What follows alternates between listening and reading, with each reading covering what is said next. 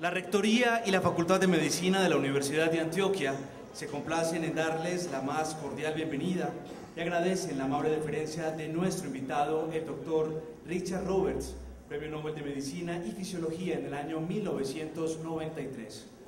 Para la universidad y para el Parque Explora es motivo de gran orgullo contar con la presencia de científicos que han aportado al mundo grandes descubrimientos, permitiendo que el hombre tenga más conocimiento de su proceso evolutivo y que además mejore sus condiciones de vida.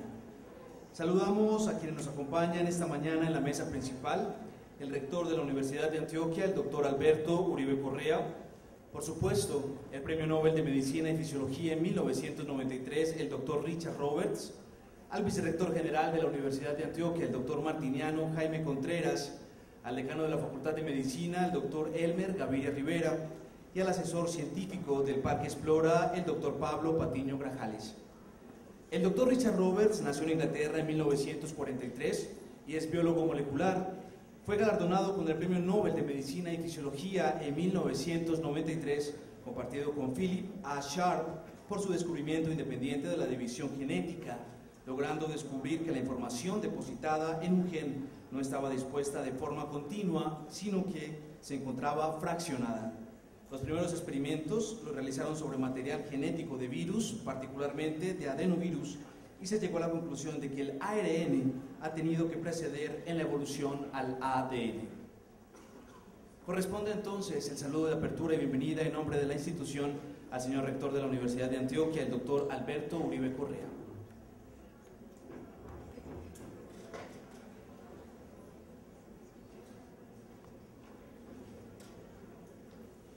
Muy buenos días para todos, un saludo muy especial para nuestro ilustre visitante, el Premio Nobel de Medicina, doctor Richard Roberts, al señor vicerrector, al decano, al doctor Pablo Patiño.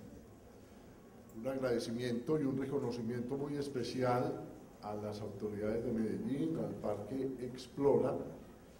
Tenemos que notar cómo Medellín ha cambiado esa página tan amarga que nos tocó vivir del terror de la zozobra, y destacar cómo en este año 2 premios Nobel han visitado nuestra ciudad: el doctor Hoffman, Premio Nobel de Química, y el doctor Richard Roberts, Premio Nobel de la Medicina. Pocas ciudades en el mundo, a no ser que vivan o trabajen en ellas, tienen ese honor, esa oportunidad de que 2 personajes tan ilustres del mundo académico, del mundo científico, la visiten. Y pocas instituciones, como la Universidad de Antioquia, como nuestra Facultad de Medicina, que tanto ha hecho por el conocimiento para el mejoramiento de la calidad de vida de nuestros conciudadanos, pues tengan el honor de compartir con ellos ese conocimiento. Y más que el conocimiento, ese aporte que han hecho a la ciencia y al desarrollo científico, es la personalidad de ellos, que es un modelo que sin ninguna duda va a servir de ejemplo para todos nosotros y tiene que proyectarse a las generaciones que la sociedad nos encomienda para su formación. Por ello, como rector, pues tengo que agradecer muy especialmente al Nobel de Medicina, al doctor Richard, por esta visita, por los conocimientos y el estímulo a través de esos conocimientos que va a impartir a este selecto auditorio, y entregar uno de los máximos reconocimientos, si no el máximo que hace la Rectoría, que es el escudo de oro, como reconocimiento, insisto, a este ilustre personaje que en pos de la ciencia visita y desde la universidad imparte o proyecta ese conocimiento. Les reitero pues mis agradecimientos y les deseo a todos sea muy productiva esta charla que van a tener oportunidad de conocer de primera mano de nuestro premio Nobel. Muchísimas gracias.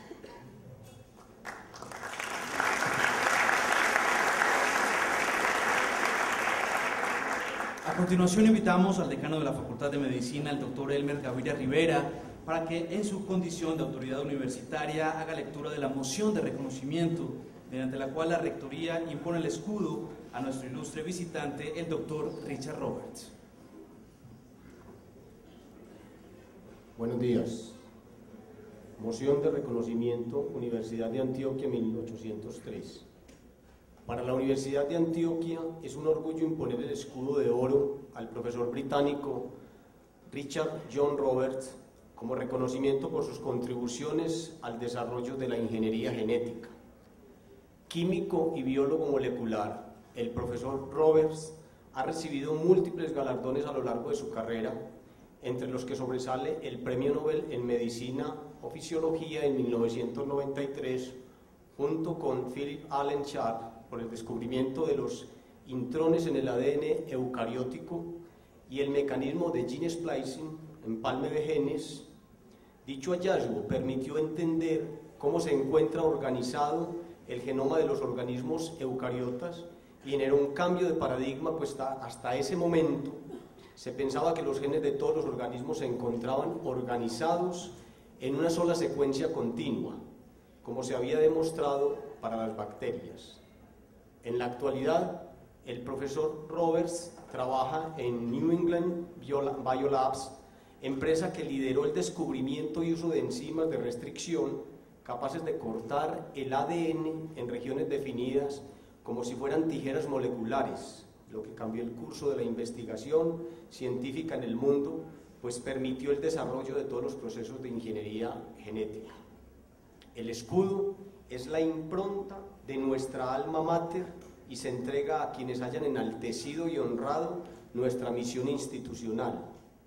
Por esto, para la Universidad de Antioquia, este homenaje es un gesto de gratitud y amistad con Richard John Roberts, quien se constituye en uno de los más ilustres visitantes de nuestra bicentenaria Casa del Conocimiento. Medellín, 25 de febrero de 2009, Alberto Uribe Correa, rector.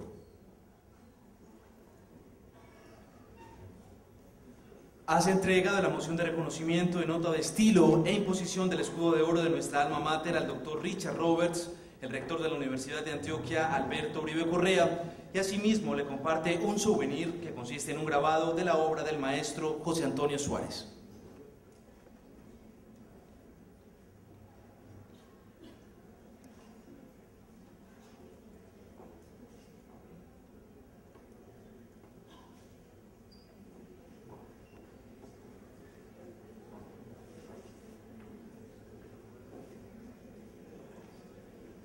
Un aplauso, por favor, para el doctor Richard Roberts.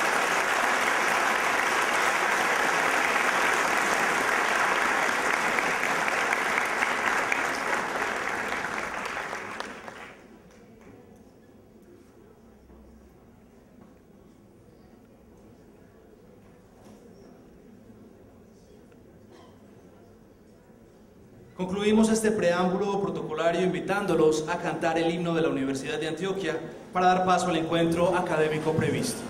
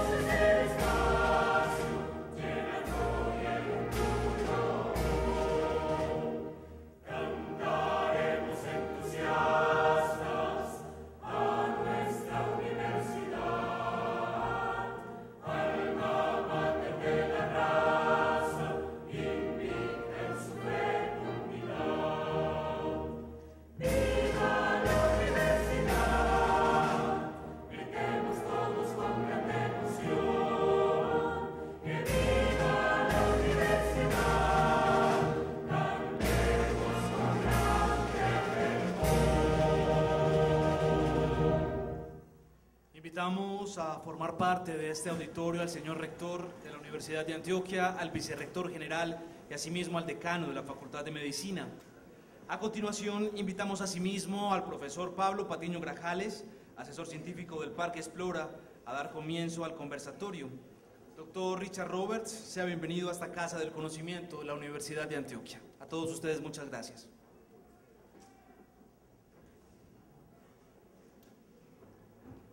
Buenos días.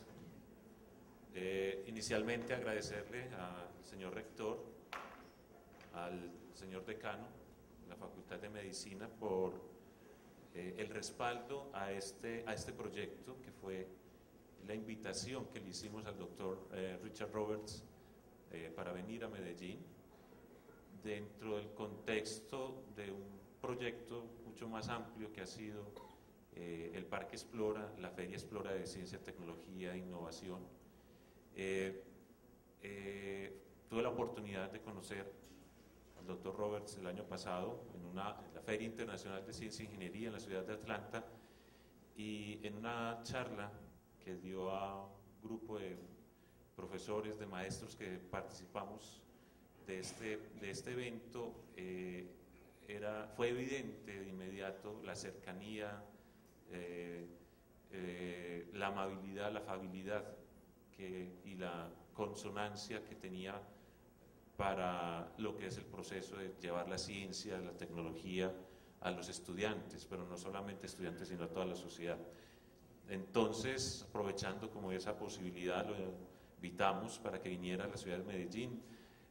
Gustosamente aceptó, y después de una serie de comunicaciones logramos acordar que viniera en este mes de febrero, que tiene además una connotación especial porque se cumplen los 200 años del natalicio de Charles Darwin, y por eso el evento central, que es en la tarde de hoy en el Parque Explora, es la charla de él sobre evolución, la teoría unificante de la biología. Él es un defensor acérrimo de esta teoría, tiene una posición muy clara, muy interesante, y yo creo que nos va a compartir enseguida. Él va a hablar brevemente, unos 20-25 minutos, va a contar acerca de su carrera, su experiencia, algunas anécdotas. Tiene un humor muy fino, como ya saben, es de origen inglés, entonces por lo tanto lo maneja a la perfección. Y después la idea es que todos los que quieran preguntar, pregunten. La conferencia la vamos a hacer en inglés, no va a haber traducción. Él también tiene una posición muy clara. Ayer en el lanzamiento de la feria, en la premiación de la feria del año pasado, se lo dijo a los estudiantes de educación básica: tienen que aprender inglés. O sea, este mundo de la ciencia, el mundo de la economía, el mundo de la diplomacia, todo el mundo hoy maneja el inglés como lenguaje universal.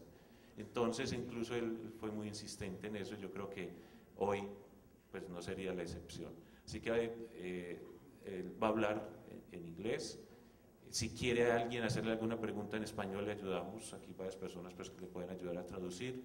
Y de todas maneras, para hacerle más fácil a él y aprovechar mucho más las preguntas, las intervenciones, la charla con él, hacerlo pues mucho más ágil.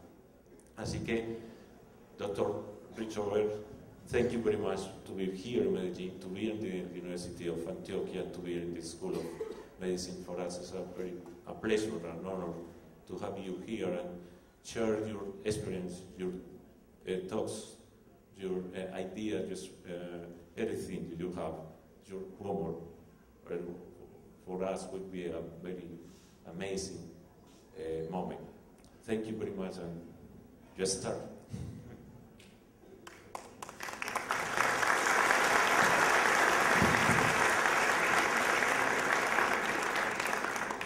Well, buenos dias.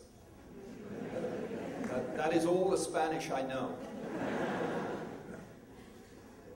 As I'm sure you know, and as I believe you just heard, English is really the language of science.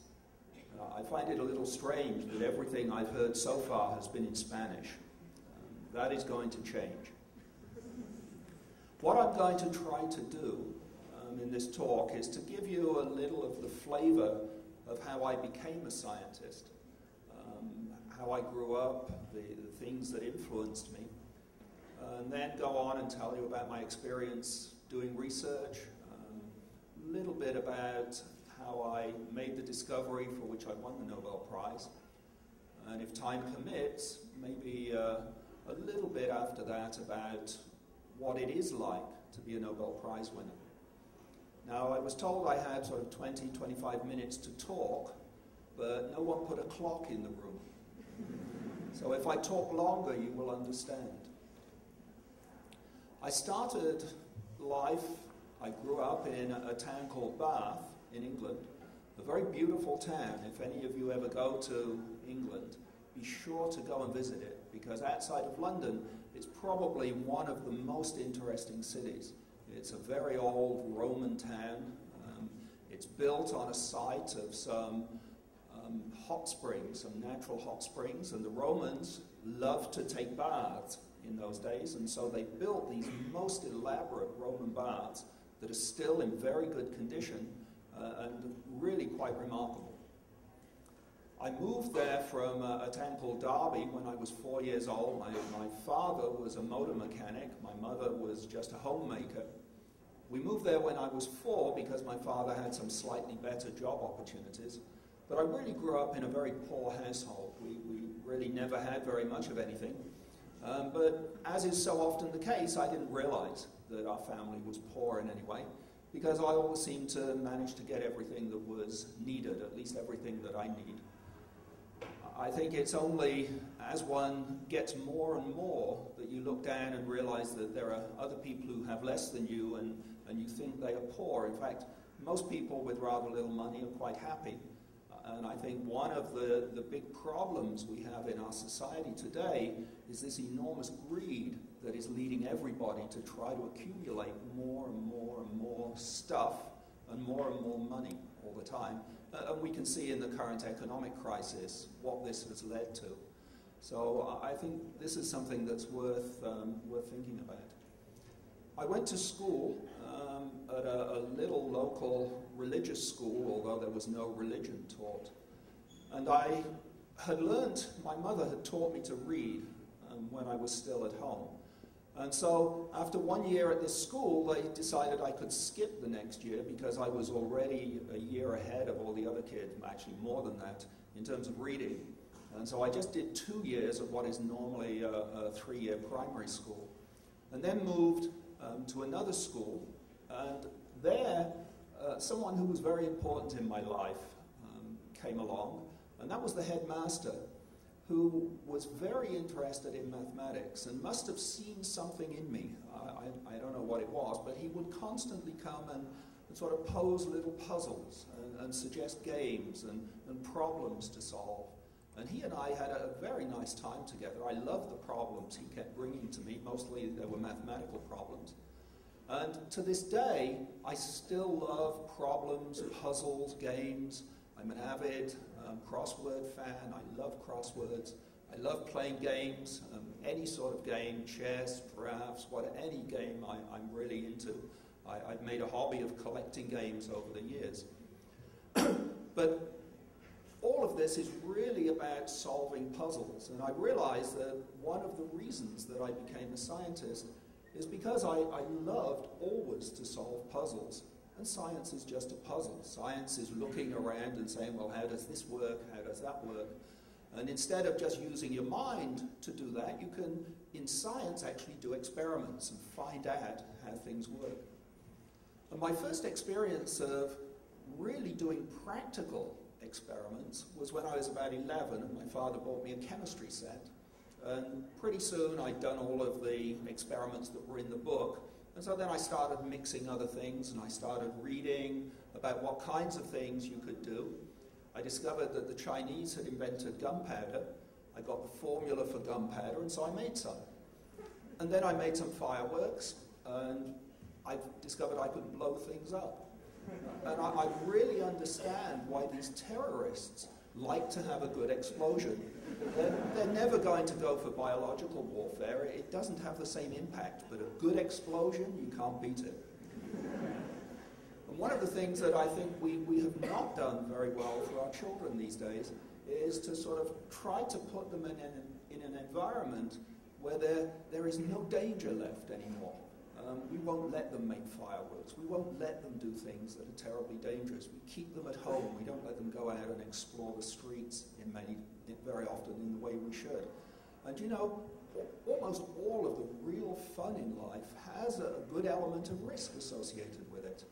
And I think we don't do our children any favors by trying to keep them safe and trying to shelter them from the rest of the world.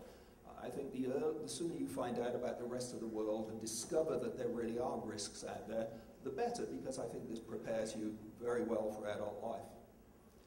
Now, as a result of these early forays into chemistry, and the fact that there was a local library that I could go to, and I would go and find books about chemistry in the library, by the time I actually started studying chemistry, I already knew at least as much as my teacher and maybe more. And so an awful lot of what I did in the sciences of school, I found very boring. The other stuff was okay. Latin, I loved Latin, I loved English, and many of the other subjects. Geography, I still like geography very much. But the sciences were not so good. Mathematics was okay, but the rest of the science was not so good. And by the time I was about 17, I'd become so bored with school that I really stopped going. I would go and register in the morning because you kind of had a homeroom you had to go to, and they would check that you were there. But then I discovered you could just leave and go and do other things, and then come back later, you know, if there was another time at which they did the checking. And so for probably 6 months, when I was 17, I spent much more time playing a game called billiards. It's sort of a pool game. Many of you may know the game of pool. In England, we play billiards and snooker. And as a result of this, I became very good at this game. I've actually always been sort of good at games, but this I was very good at. Eventually, I became West of England champion. But it was discovered by the school that I'd stopped going. And so the headmaster threatened to expel me from school, and I really thought I was going to get thrown out. And so I actually went to audition at age 17 to become a professional billiards player. And there was a man called Joe Davis who went around giving exhibition matches, which was the only way you could make money in those days. But then at the last minute, before I really found out whether or not I could have gotten the job, the headmaster relented and said, well, you can stay on at school, but it's got to be very strict. And so I sort of finished out my days at school. One of the other things that happened when I was at school was that I discovered that many of the organized activities that they had, I didn't really care for very much. And so I tried to find ways of doing things that were a little different from anybody else. One of the things I discovered was caving, speleology, going underground into caves. And we were lucky that near Bath, where I grew up, there were many, many caves. It's a big limestone plateau called Mendip. It was easy to get out there. And one of the things I did at school was to persuade the school that caving was an acceptable sport that the school should consider, instead of rugby and cricket and all of these other things that I didn't find so interesting, at least not to participate in. And so that was probably my biggest achievement in my mind at school, was I convinced them to change the curriculum so I could do something that I wanted to do. When I left school, I went to Sheffield University and studied chemistry. Initially, I was thinking I might have studied mathematics because I always liked math better than pretty much anything else I ever did. But I liked the practical aspects of chemistry, the fact that you could do experiments and make explosions, but do other things too. I'd sort of outgrown the explosions by that time. But I love the practical aspects of chemistry and the experimental possibilities, which of course you don't have in mathematics. Mathematics is not the same kind of subject. So I did math, and then I did physics. I did chemistry rather, and physics and math subsidiary to chemistry in the first year. In the second year at university, I thought I would try biochemistry as an alternative, and did biochemistry and hated it. And I discovered later, not at the time, but later I discovered the reason I hated it was because I didn't like the way it was taught. All I was being asked to do was to memorize things. You were sort of given lists, and intermediary metabolism. I'm sure you guys all know about this stuff. I just found it totally boring. I don't have a particularly good memory, and so I just couldn't remember half the stuff, and it wasn't clear what you needed to know this stuff anyway. It seemed to me there were perfectly good books. You could go and look it up if you needed to know it. Why do I have to have it in here? So I really didn't like that at all. Fortunately, in the third year of doing chemistry, then you only do chemistry, and so that was a lot more fun. From there, I went on and did a PhD in chemistry, in organic chemistry. What I was actually given a piece of wood that had come from the forest in Brazil. It was the centerpiece of the wood. And these trees, and you have many of them here, the particular genus that I work on was called Macarium, and it has a relative called Dalbergia. These are scattered quite widely throughout South America, but especially rich, and we happen to have a collaborator in Brazil, and so we were getting samples of this wood. And I was asked to find out what was in the wood. And, you know, this is just the sort of thing I like, a nice puzzle. And so I went on, and I've always been really lucky in my life. I can't tell you how key it is that luck comes along and you have to take advantage of it when it comes. So many people, you know, they get lucky and they feel guilty about it. I'm sure you've seen it. You've been playing a game with someone. You play tennis and you have a lucky shot and it hits the net and your opponent can't get it and you feel guilty. And so maybe you don't try quite so hard the next time around. Huge mistake. When you get luck, you have to take advantage of it. You have to focus twice as hard on the next shot or the next thing you're trying to do. Because everybody has luck. And if other people are taking advantage of it, you're a fool not to. And so you should never feel guilty about being lucky. You should take advantage of it. And I was taught that by an old man when I was about 15, who had watched me make a lucky shot at snooker. And came up and said, you know, you can't relax. You have to work twice as hard after you've had a piece of luck. So I was very lucky that this piece of wood that I'd been given had some really interesting compounds in it. In particular, there was a key biosynthetic intermediate on the way to a class of compounds called neoflavonoids that my professor had predicted should exist, but had never been found before. And so here I was, I open up this thing and I find this very compound that he predicted. Well, of course he loved that. He thought this was terrific. I also had a very good mentor. I had a Japanese chap who was a postdoc, Kazu Kurosawa his name was, and he was one of these very rare people who can tell you what you should be doing. He'll come along and look and say, well, you know, here's the problem, and I think this is the way you should solve it.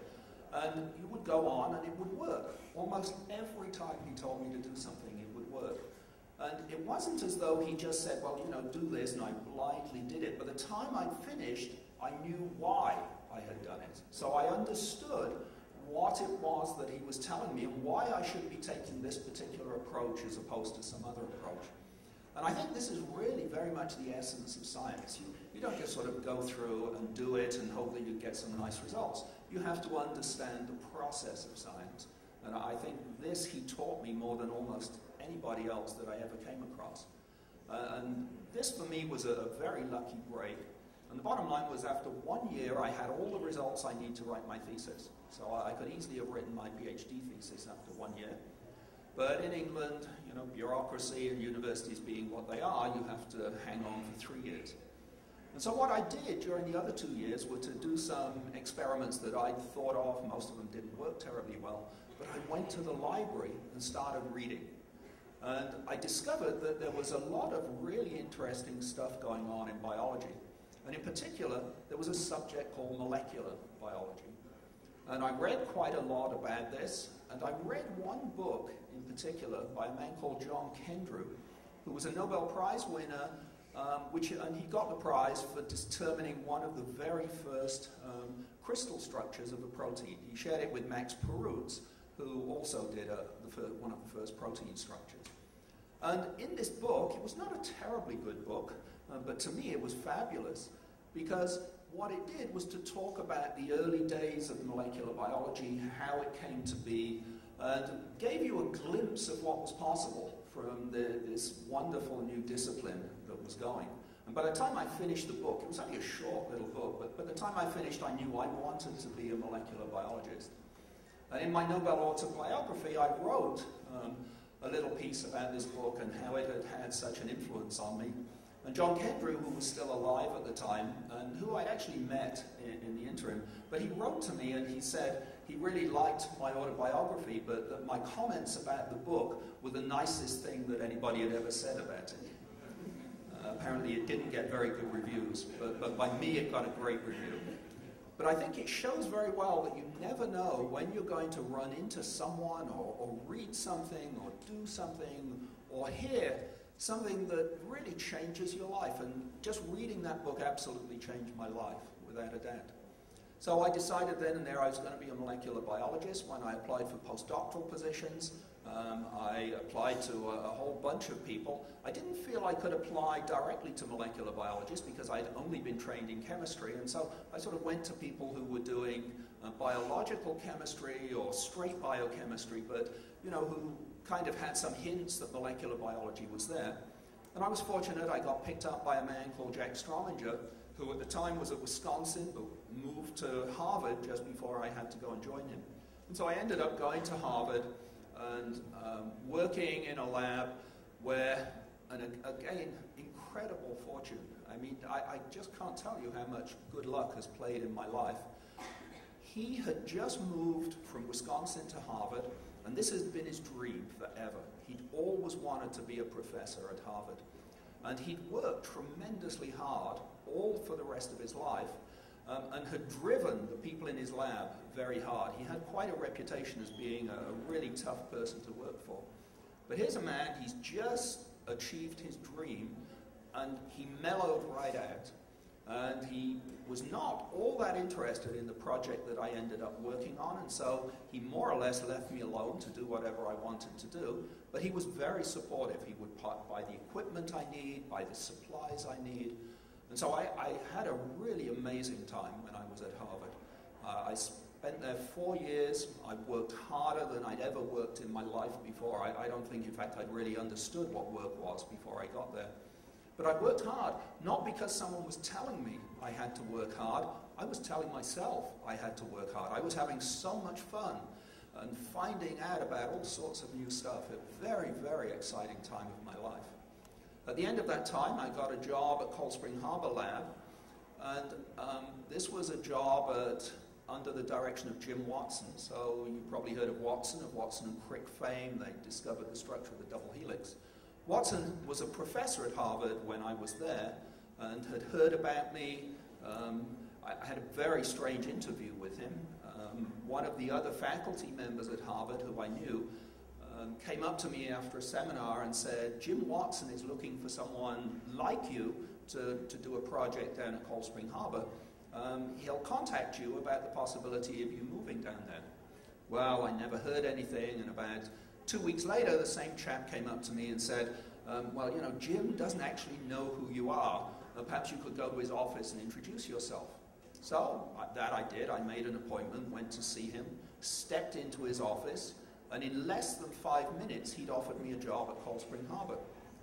This was the extent of the interview. Just as I was leaving, he said, oh, and by the way, you probably should come down and see Cold Spring Harbor. Make sure everybody's happy with you. But you got your job, don't worry, you'll definitely get the job. So I ended up, I moved to Cold Spring Harbor and had a very nice time there. He'd hired me, though, to do one thing, and, in general, I don't like it when people tell me what I should be doing. You may have gathered this by now. And so I really found something else that I wanted to do that seemed a lot more sensible. So Jim was not terribly happy with that. It was not the first time or the last that he was not going to be terribly happy with me.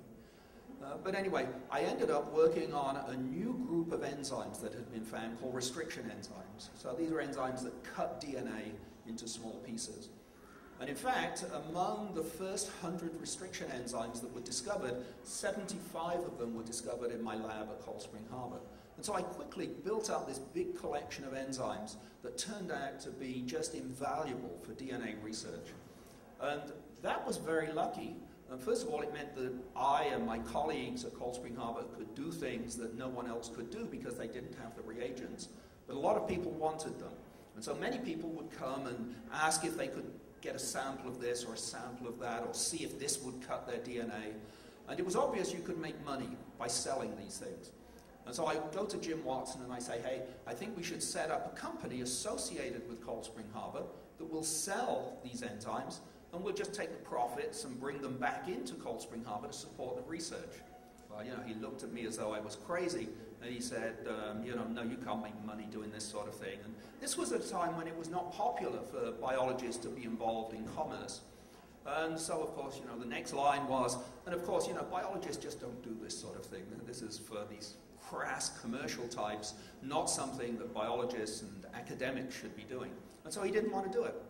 And so I found somebody else up in Boston, a man called Don Cohn, and he just started a small company. He'd been an associate professor at Harvard, left Harvard, and his dream was to start a company in which the company would make money and use the profits from commercial activities to support research. And this was exactly what I had in mind, and we hit it off. We had a wonderful relationship. And so I sent the strains that would make these restriction enzymes to him, told him how to make them, and pretty soon Biolabs was selling, the New England Biolabs, which is where I now work, was selling the first restriction enzymes. They were profitable from year one. The very first year of their doing this, there was Don Cohn, his wife, and one technician. So this was New England Biolabs, and they made $200,000 in the first year selling these restriction enzymes. They made $1 million the next year, and just went up and up and up. And Don has a very interesting attitude. He's one of these people who is not interested in becoming personally wealthy, but he loves science. He wants to support science. And so he always spent a lot of the money supporting research. At the moment, we're a company of 280 people. About 120 or so are just doing research. Some of it to support products, but a lot of it is very basic. We have a big problem in filariasis, for instance. You know, filariasis is caused by this nasty little parasitic worm, just a devastating disease. In fact, our company, in the last 25 years, spent more money than the National Institutes of Health on filariasis research. We've had a very strong presence in this area, and there have been some quite exciting discoveries that have come out of it. So that was sort of my first contact with commerce. I didn't want to be a part of the company other than just as a consultant, and so I just became their chief consultant. Because, you know, I still have my Nobel Prize winning work to do. But more importantly, I'd just been at Cold Spring Harbor for a couple of years, and I still love doing research, and so I wanted to continue doing research.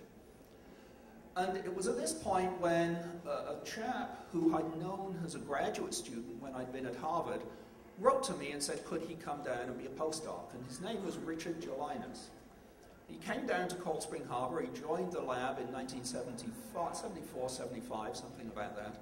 And we were thinking about projects that he could do, and we decided we were going to begin to study transcription in adenovirus. Now, adenovirus is one of these really nice laboratory tools. All of you will have been infected by this, typically between age 0 and 2. You pick up an infection, your mother thought you had a common cold, and so a little tender, loving care, and you get over it. But it was in fact an adenovirus, but once you've had it, you get lifelong immunity, so you never get it again. And so it's a very nice thing. It grows well in the lab. You can grow it in human cells very easily. You make lots of DNA, lots of proteins, easy to study. And we were interested to ask whether promoters, that is, those sequences in DNA that tell the RNA polymerase where the gene begins and where it should start making the messenger RNA, if promoters were the same in eukaryotic cells as they were in bacteria. So there had been a lot of work done in bacteria, and everybody had kind of assumed all promoters were going to be the same, but no one had actually shown that. And so we started to try to characterize one of the promoters in adenovirus. We ran into some difficulties, and then we discovered we were getting results that just didn't make sense. That if the way in which you made messenger RNAs in higher organisms was the same as in bacteria, we just wouldn't get the results we were getting. And so we became convinced that there was something interesting going on. Didn't exactly know what it was, but we worked through a whole bunch of hypotheses. And I came up with an idea that I thought was a particularly smart one, because I'd come up with it. And so I set Richard working, trying to show that this hypothesis was in fact the right way in which messenger RNAs were being made. Well, we spent about a year of really quite intense work, and what that meant was that Richard and I would, at the end of the week on a Saturday morning, we'd sit in my office and sort of hash over ideas and say, last week's experiments didn't really show what we wanted them to show. What can we do better the next week? And for about a year, we slowly accumulated more and more evidence that showed there was something going on that was quite different. There was just no way that eukaryotic genes worked the same way that bacterial genes did. And it wasn't until one weekend in the end of February in 1977 that Richard was up at the blackboard and was writing out just a horrendous experiment. I mean, it was the most complicated experiment you can imagine. My mind started to wander, and all of a sudden I realized what the experiment was that would really prove what was going on. And so I said, Richard, sit down, this is bullshit, I don't want to hear this. And so I said, this is the experiment we should do. And so I wrote up an experiment. The only problem with it was that it was an electron microscopy experiment. It involved doing electron microscopy, and neither Richard nor I knew how to do that sort of thing. Although, we could have learned. But it turned out we had 2 electron microscopists who worked just down the hall. And so we went down, they were working on a Saturday morning, and we said, I've got this idea for an experiment, would you do it for us? And they sort of looked and said, well, it's not really been done before, no one's quite done it this way, but I'm sure we could do it. And so we needed to make some reagents, and so Richard worked over the weekend and made the reagents that we need. And by Tuesday morning, we had everything set up to go. We gave the reagents to the electron microscopist, Tom Broker and Louise Chan, and Louise did the experiment. And the very first molecule that she looked at under the electron microscope looked exactly like this structure that I'd drawn on the blackboard. And in essence, we knew that we were on to something really important. And in fact, we thought at the time that we knew exactly what was going on, but after she did a few more, we realized that the things weren't folding, the molecules weren't folding in quite the way that I predicted. And so there was actually something just a little bit more complicated going on. But within about a week, we'd figured out what it all was, and RNA splicing, introns, exons had been discovered. And so it was just tremendously exciting time. Everybody was talking about Nobel Prizes, because it just turned on its head the standard paradigm as to how nature makes messenger RNA and makes protein. We thought we knew it all because of bacteria, but it turned out in eukaryotes things were made very differently. The genes, instead of being just linear pieces of DNA, as they were in bacteria, were actually split up into bits and pieces. And that in order to make sense out of this, you had to make a piece of RNA that was the length of the gene, but then you took this RNA and you would cut and splice it in much the way that a film editor cuts and splices all of the original cuts of a movie and then puts it back together so that the story makes sense. And it got called RNA splicing. The intermediate bits that got thrown away were called introns. This was a word that Wally Gilbert came up with. The pieces that made sense, that were making protein, became called exons. So things went on. There was a simultaneous discovery of the same thing by a man called Phil Sharp at MIT. And as time went on, I discovered that Phil Sharp was getting a lot of prizes for this discovery, and I got nothing. And so, things were going on, and it was getting a bit frustrating, I have to tell you. And in 1989, the Nobel Prize in Chemistry was awarded to 2 men called Tom Cech and Sidney Altman. And they showed that RNA could serve as a catalyst. Previously, everybody had thought it was just proteins that could catalyze things in nature. But in fact, they showed quite clearly that RNA could also catalyze chemical reactions. Now, it turned out that Tom Cech's discovery of this was carried out about a year after splicing had been discovered, and some of the things that he found looked very much like splicing. Had nothing to do with splicing, the way we were doing it, but nevertheless it looked the same. And so it turned out he and Phil Sharp had shared prize for this discovery on many occasions. They must have had 5 or 6 prizes that they shared. And so we got a call, or Jim Watson got a call at Cold Spring Harbor and said, you know, when are you going to nominate someone at Cold Spring Harbor for splicing discovery so that Phil Sharp can get the Nobel Prize for discovering splicing? So Jim called me into his office and said, well, you know, I don't really know what went on at the time. Turned out when this discovery was made, he wasn't really paying a lot of attention to what was going on. In fact, when we made the discovery, I had to go twice into his office and explain it to him before he really got it. But anyway, so he asked me to write up a history of the whole thing, which I did. Wrote up the history, gave it to him. I don't really know what he did with it. I know there were a couple of people that he sent it to. I sent it out to a number of people who'd been involved to make sure that it was a reasonably accurate description of what had gone on. And he said, well, you know, I'm just going to send this off to the Nobel Committee and let them decide what they want to do. So now, I'd always assumed that the reason I'd not ever heard about the Nobel Prize was because I'd never been nominated for it. You know, you don't get prizes if you're not nominated. And so in 1989, I figure, you know, I'd been nominated. It's a prize that's well overdue. Everybody knew what an important discovery it was. Witness the fact that Phil had already won about 20 prizes for the discovery. And so in 1990, I'm convinced that I'm going to win the Nobel Prize.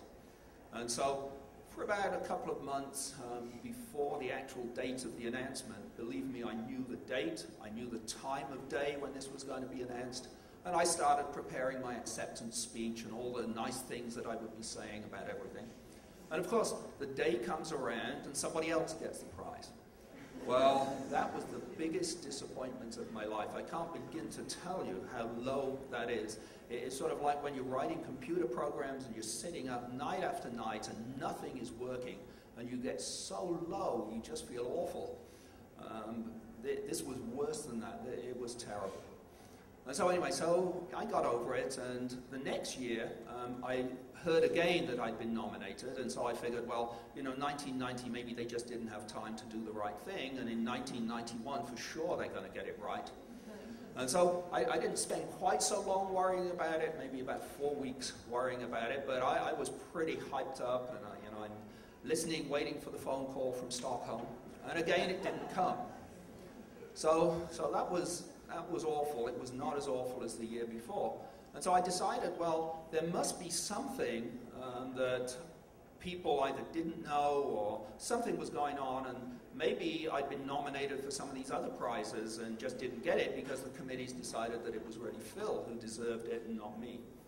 And so by 1992, I'd kind of, you know, given up and decided that there was just no way that it was going to happen. And so in 1992, I didn't get frustrated about it, didn't get upset.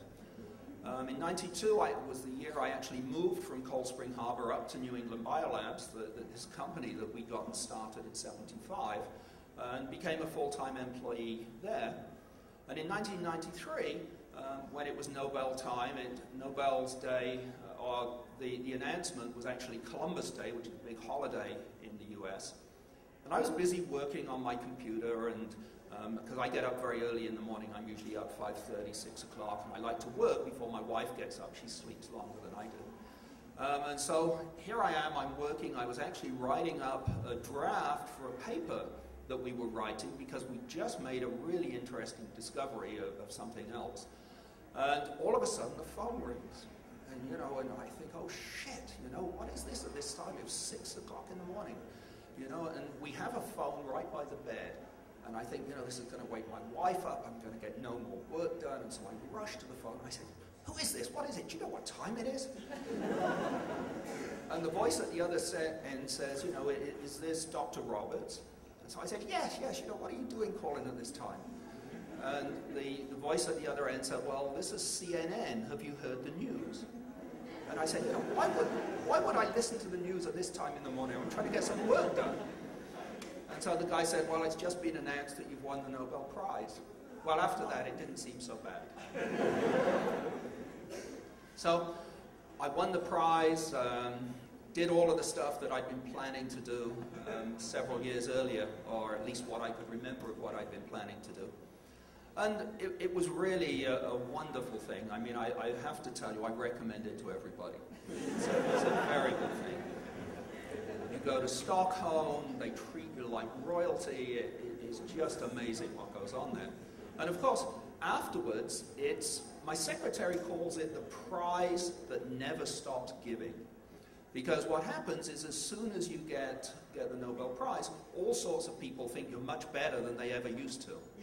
And so they invite you to do all sorts of things that normally you would never get invited to do, including to come and visit Columbia and meet you guys and so on.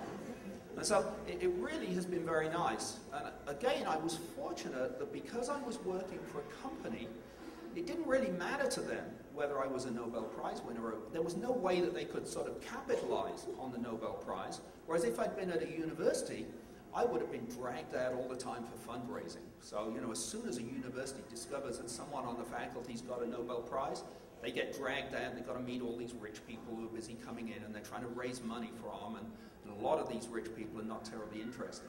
But, you have to go and do it. But I didn't have any of that. And so I've really had a very charmed existence, really from day one. I grew up, very poor family, and things have just worked out the whole way. So I think I'll stop at that point, and I'd be more than happy to take any questions that you might have on any subject that you care to think of. If I can't answer it, I'll tell you.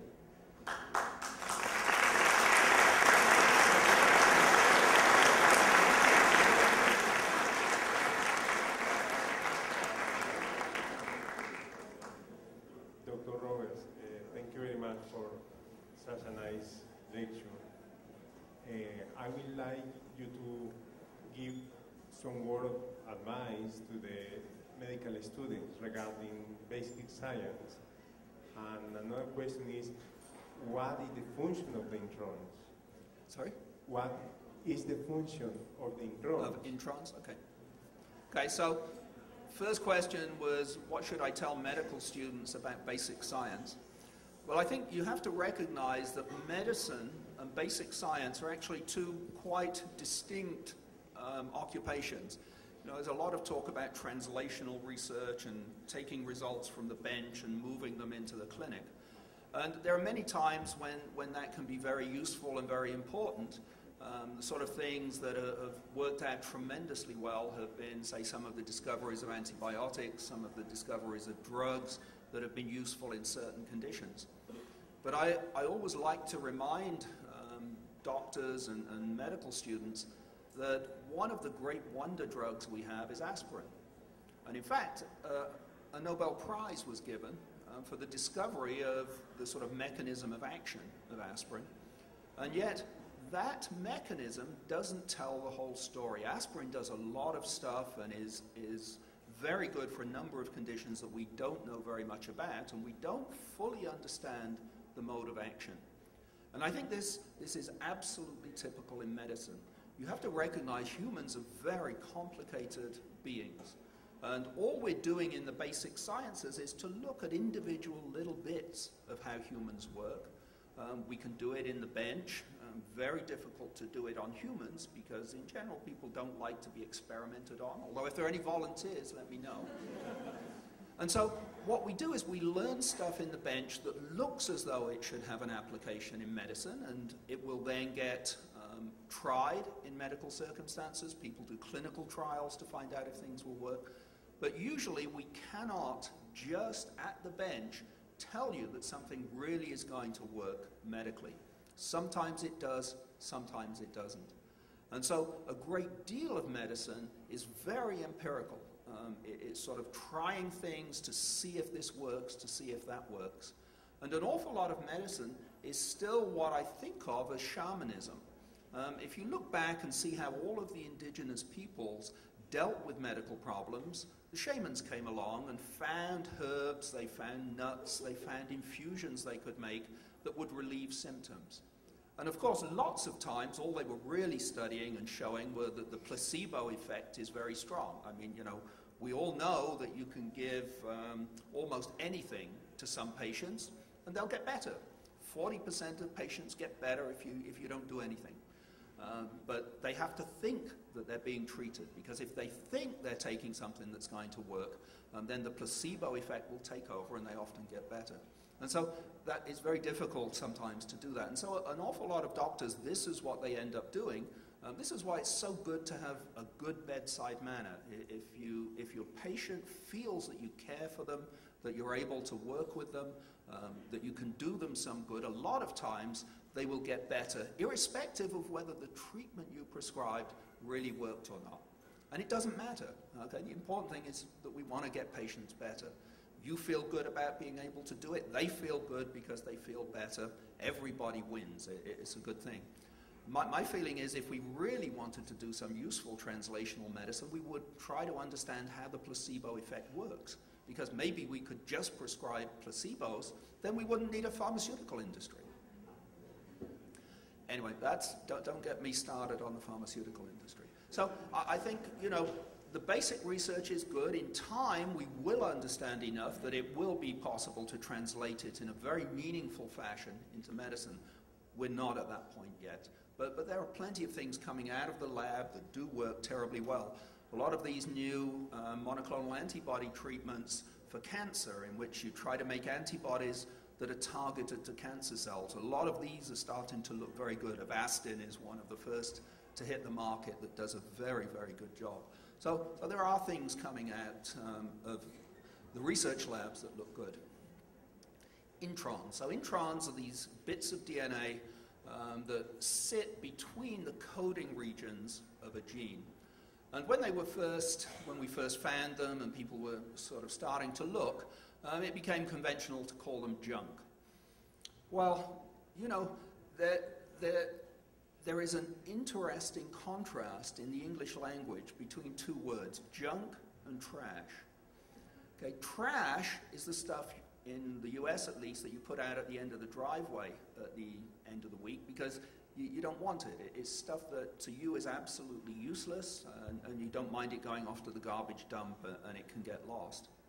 Junk tends to be the stuff that you put in the basement or in the attic. You kind of hang on to it and you think, well, one day maybe it'll be useful, but I don't really want to throw it out. It's too good to throw out.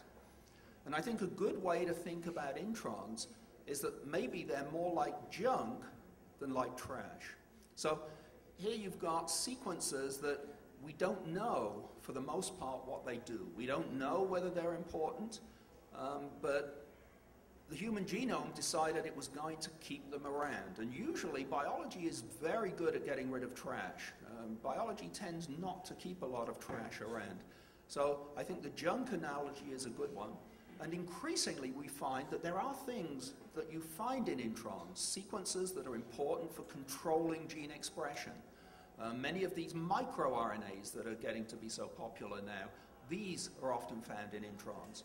And I think the whole world of RNA is exploding. We're going to find out that RNA is doing an enormous amount more in cells than we know about at the moment. And I think as a molecular biologist, we're living in incredibly exciting times.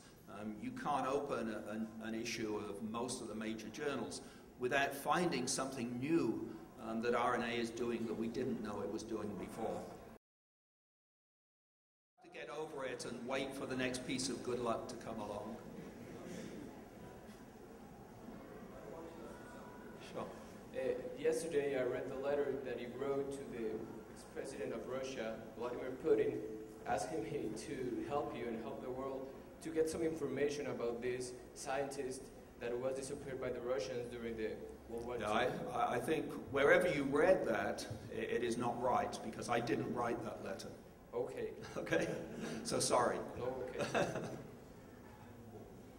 Yes.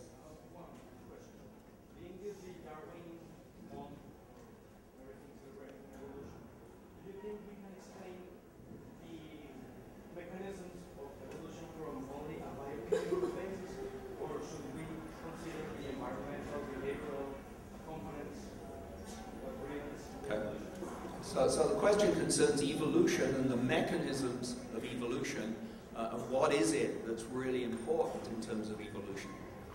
Well, ultimately, evolution depends upon DNA and changes in DNA. And changes in DNA come for many reasons. So, for instance, one change comes when the DNA polymerase that is copying one strand of DNA makes a mistake and puts in the wrong base, adds a base, deletes a base, deletes a whole segment. And those methods we understand pretty well. We also know that most organisms have mechanisms, repair mechanisms, to try to stop this. So it doesn't stop it completely, but it reduces the rate. We also know that environmental problems can cause changes. So for instance, there are all sorts of things that we ingest, chemicals that we take into our bodies, that for instance will oxidize DNA. Will cause direct damage to DNA, some of which can be repaired, some of which can't. When it can't be repaired, sometimes that can lead to mutations too. So there are many ways in which you can get mutation. When an egg and a sperm combine their DNA in the process called meiosis, sometimes the recombination is incorrect. It just doesn't take place at the right points. That can lead to mutation. At the moment, I think we have pretty good explanations for all of the molecular mechanisms that really are involved in evolution. There may be some still to be discovered. Maybe there are epigenetic, that is things that are not in the DNA that can cause problems, but really the key, the essence of evolution is changes in the germline DNA. As soon as you start to get changes, now you've got offspring that is a little bit different from the parent and upon which natural selection can operate. Ese código genético se puede transformar para mejorar la sociedad. I don't understand Spanish, I'm afraid.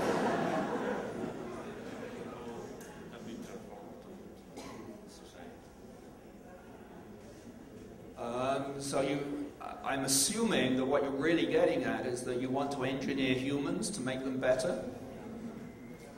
The answer is, ultimately, one day, I'm sure that will be possible, at least to do the alteration. Whether we can make them better or not, I don't know, but we will be able to do the alteration.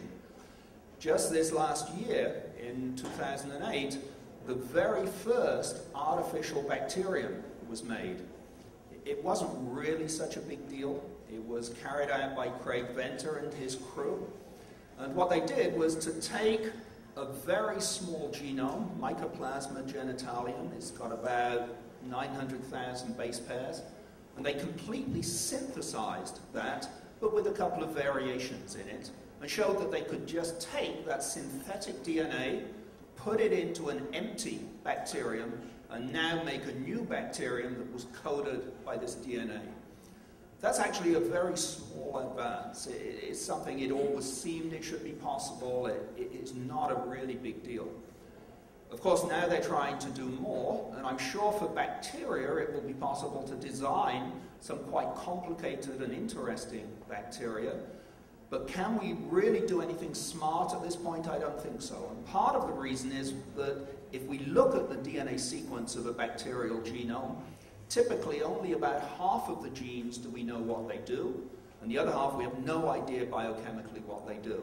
There's a lot of RNA that is made in bacteria. Most of that we don't know what it does. So we have tremendous lack of knowledge in our basic understanding of how bacteria or any organisms work.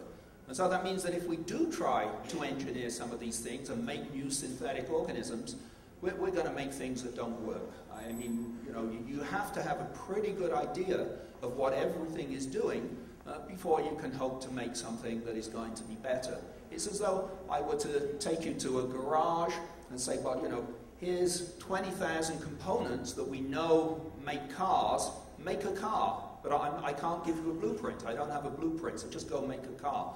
Well, the odds are you're not going to make something that will work.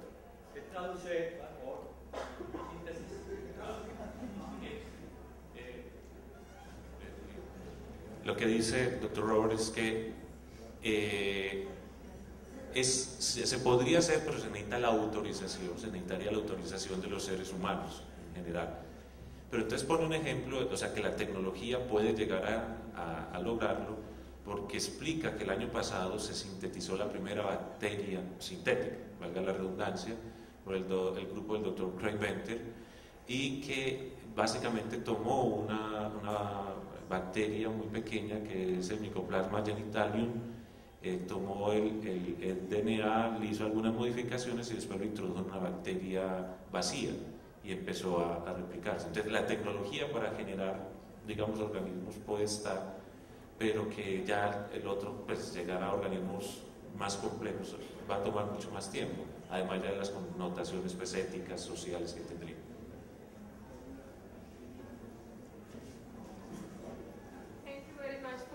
Simplicity in the way that you exposed our students of the opportunity to be a Nobel. Thank you very much. I would like you to comment on the fun of science for our students. And what is the meaning of having fun when you do science? And how now the innovation and technology are pushing so much for great technological advancements. And now I don't know how that have influenced the discovery of basic science. Basically, you spoke about Craig Venter, and I mean, he has done wonderful things and doing synthetic bacteria. But how that invention and innovation and investing in that innovation is maybe changing those fundamental questions as the one that you have answered on your research. Okay, so if I understand what you're asking me, you want to know, are we really focusing so much on technology and applied science that we're forgetting about the basic science? Is that about it? To have fun to do the basic stuff. Okay. So, you know, I mean, you can have fun doing all sorts of things. I'm all in favor of fun. I have nothing against fun at all. I think it's a renewable resource and there's not enough of it out there. But to answer your question, one of the things that's happening in the US and to some extent in Europe, but perhaps not quite so much in Europe, is that the universities are not getting the kind of funding from governments and from private individuals that they used to get. And so they feel that they should be taking advantage of their faculty in order to make some inventions and make some money and start companies, and they see this as another source of income for them. That, I think, is very dangerous and is not something that is good. And I think if you go and talk among the companies, they will tell you that most companies don't want that. Most companies want the universities to be doing basic science because the companies themselves, unless they're private, like our company, can't do basic research. They just are not allowed by their stockholders to do basic research because the stockholders think that it's a waste of money. And they want it paid back in dividends and all sorts of things. But if you're private, like our company, we do a fair amount of basic research and no one says that we can't do it. But when the universities start to behave like companies, I think that is very dangerous. And it's dangerous for two reasons. One is, I think you send exactly the wrong message to the students. That really the reason you're doing science is because you're trying to make money in some way. And that's not good. You should be doing science because it's fun, because it's interesting, because you can make great discoveries, and because you can advance human knowledge. And when those discoveries come out of the universities, then it's fine for the companies to come along and say, oh, well, this one looks as though it would be commercially useful, and so we will develop it and make it into an industry. This is not something that should be pushed within the universities. I think we want the young people to be in the university doing interesting stuff and doing new stuff, things that have never been done before, so that we can make these big discoveries that will drive the next generation of science and technology and industry. In regard to this last question, I read an interview yesterday when you were talking about pharmaceuticals. In your opinion, how much could we lean on ethical pharmaceuticals for lack of a better word, now that you're talking about your work in phytolysis, when they are confronted by more, bigger pharmaceuticals whose only concern or what they think that is Well, I mean, you know, you're referring to something that I've said on a number of occasions. I think one of the things you very often, maybe you don't hear it so much here, but in the US, the pharmaceutical company is very big into advertising. There are only 2 countries in the world that allow pharmaceutical companies to advertise on general television the drugs that they make. And of course, the US, the king of advertising, the pharmaceutical companies spend unbelievable amounts of money pushing their new drugs. And I think you have to understand, and you've got to realize that with all pharmaceutical companies, their interest, their goal, and what they should be doing is making money. And if they tell you that they're trying to cure a disease and that they care about the patients and they're looking for cures, it's not true. They have no interest, and shouldn't have any interest, particularly in cures, because cures don't make money. Okay? The ideal drug is one in which you have a condition, diabetes. You have to take insulin for the rest of your life in order to counteract the effects of the diabetes. This is heaven for a pharmaceutical company. They've got a product that they're going to sell you for the rest of your life. Let's say I come along, or they come along, and discover a cure for diabetes, so that you don't have to take their drug anymore. How do they make money? You cannot make money by curing people. You only make money by continued sales. Now, if you look back, you'll recall that the pharmaceutical industry, many of the early pharmaceuticals were antibiotics. And the pharmaceutical companies at the time didn't realize, or they didn't have this same commercial perspective, that, well, the problem with antibiotics is that they actually cure the disease most of the time. And so the market is a short one. And it was only after drugs began to come along where they had a long shelf life, where you had to take them for long periods of time. And at that point, the pharmaceutical industry switched and they stopped making antibiotics. They stopped looking for new ones. And that's one of the reasons that we have so many problems today with things like multiple drug-resistant staphylococcus, multiple drug-resistant tuberculosis, and so on. It's because there was a stop by the pharmaceutical industry and by anybody else in investing in finding new antibiotics, so that as soon as the old ones became useless, because, you know, bacteria always become resistant to antibiotics. You know, this is evolution in work. Natural selection means that the bacteria eventually will become resistant to whatever you're giving them. And unless you've got a continued research effort to find new antibiotics or new ways of dealing with bacteria, you're going to continue to get a problem. So I don't have a problem per se with the fact that pharmaceutical industries are in it to make money. What I do have a problem with, though, is when they tell you in their advertisements that they're trying to cure disease, because they have no interest. It would be stupid of them to spend money to cure diseases. You know, it's a dead end for them. It's a no-win situation.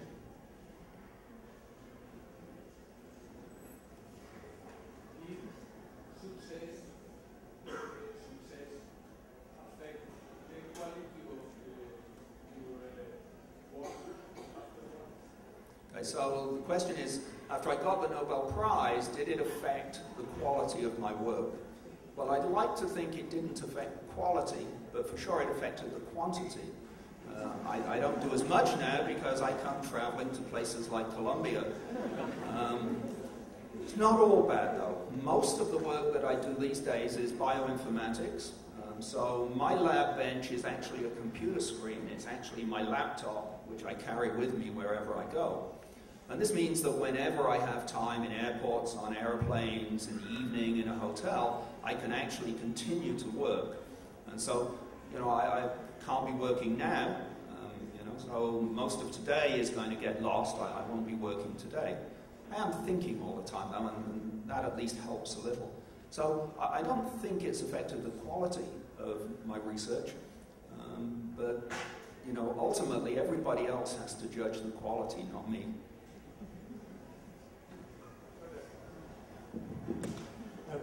I was interested in your comments on the commercialization of genetic research and the effect it has on people's interest in science and so on. I'm wondering if you could comment on companies such as 23andMe, who are now offering commercial sequencing of personal genomes, either in part or in whole. Right, right. I mean, you know, there are actually a number of companies that are doing it. It's not just 24andMe. There are a number of other companies. George Church has a company in which he's hoping to do this. I'm not convinced that it's a good idea, partly because much of the sequence information that comes out simply cannot be interpreted. I think there is a great possibility that people will become worried because they discover that they have some potentially bad genes. And the real story at the moment is that for many potentially bad genes, we don't know whether they're going to be good or bad. And I think a good way to think about this and a good way to understand what the problems are, I think every few months you hear about some new problem with nutrition. Someone will come along and say, oh, it's terribly bad to be eating eggs. Mustn't eat red meat. Oh, you've got to eat lots of cereal. Drink orange juice all the time. Too much cholesterol is a very bad thing. Oh no, too much cholesterol is okay. And you're constantly getting different messages. And the reason is that we're all different. We're all very, very different. And so some of us will have quite a lot of bad genes, so to speak. But in fact, we have other genes that make up for that. And what's really important in people is the interplay of genes, and to know whether if you've got a particularly bad gene for one kind of disease, maybe it's being made up for in some other way. Sickle cell anemia is a very good example. You know, we all have 2 copies of the hemoglobin gene. If one of those copies has a mutation that allows human red blood cells to form this peculiar sickle shape, then that is very good if you live in Africa, where malaria is endemic, because people who have one of these bad copies of the hemoglobin gene have a much lower incidence of malaria. It goes way down. The problem comes is if you have 2 copies of the gene, and then you have a disease. You have sickle cell disease, and that can cause problems. And so a lot of the genes that are bad have been selected for in particular populations because they have a balancing effect. They protect against something else, or they work against something else. And our knowledge of human genetics and these genes is very, very limited at the moment. And so by giving people too much information and just focusing on those genes that we know are bad tells you nothing about the 50% of the human genome where we have no idea whether a gene is good or bad, and whether in combination with something else it's good or bad. So, you know, I think private enterprise being private enterprise, you can't stop people doing this sort of thing. I'm not sure you should stop people doing this. But I think the companies need to be regulated so that they explain the limitations of what they can tell you as a result of whatever it is they're doing.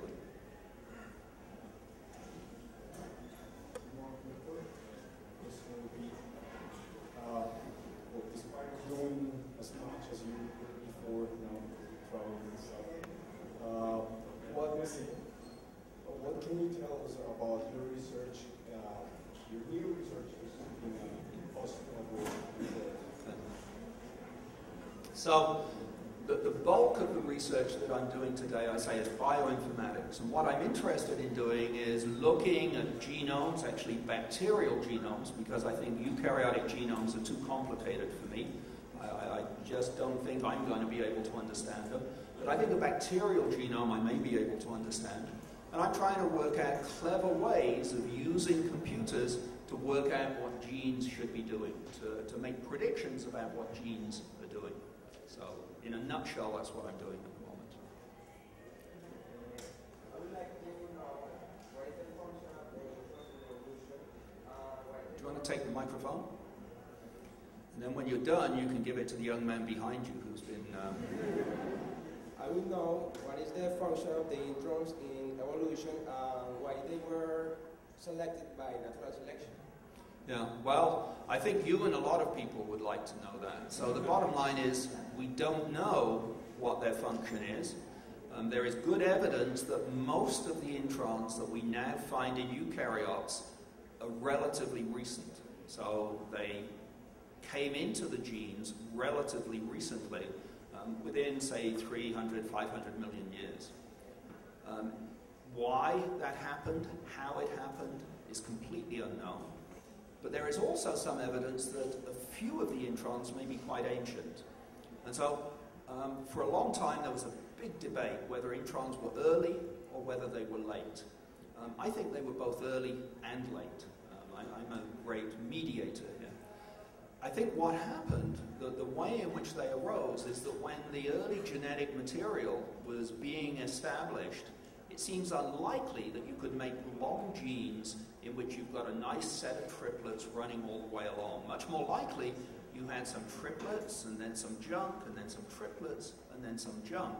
And that the early machinery for doing transcription and for doing translation would somehow be able to skip over the junk and would be able to, at least at some low level, make sense out of what was going on. And you could imagine the introns may have made it easy by having discrete signals at the ends of the introns. Maybe it made it easier to work out where the junk should be and where it should be taken away from.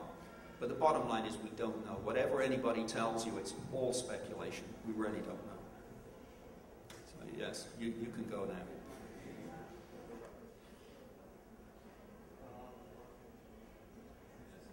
It's not working. Okay. Yes, there you go. Good morning, Dr. Roberts. The most important and research have been made in first world countries, so it cannot be a coincidence. And you were talking about how good look is a good influence in our lives, and we have to use it. And so, do you think that to be born in a first world country can be a good look fact for someone who likes to do research and investigations about biochemistry and stuff? Okay, so for sure you have an advantage if you live in a country that does a lot of research and has lots of money to support research. But I would point out that there are very many people who've come from third world countries who were really motivated, really keen to do something, and found a way to get to one of these first world countries, as you put it, and to do their research there. So, you know, one of the big motivators, one of the big real factors is just how much motivation and drive you have. And I don't care what country you come from, no matter how poor it is, if you have sufficient drive, you will find a way to do what you want to do. It's more difficult if you're coming from a less well-developed country than it is if you're in a first world country.